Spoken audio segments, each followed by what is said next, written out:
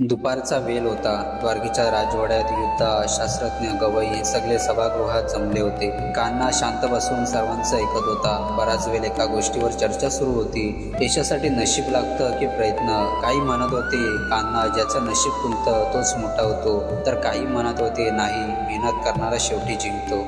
कृष्णा फक्त हसत होता.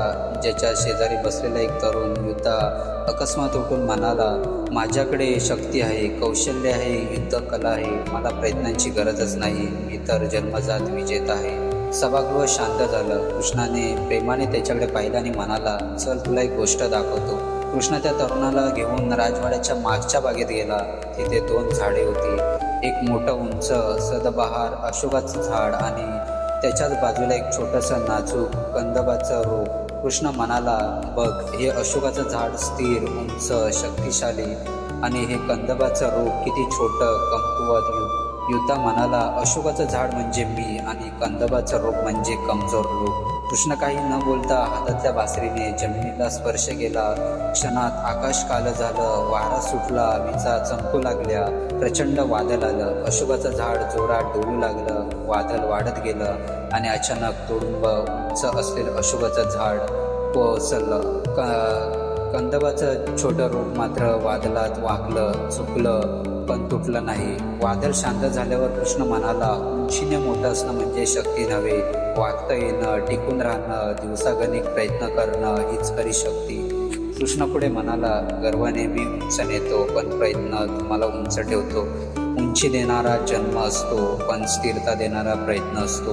माज मनुष्याला नेहमी वर चढवायला सांगतो, पण प्रयत्न म्हणतो एका पायरीने जा, पण पक्का जा.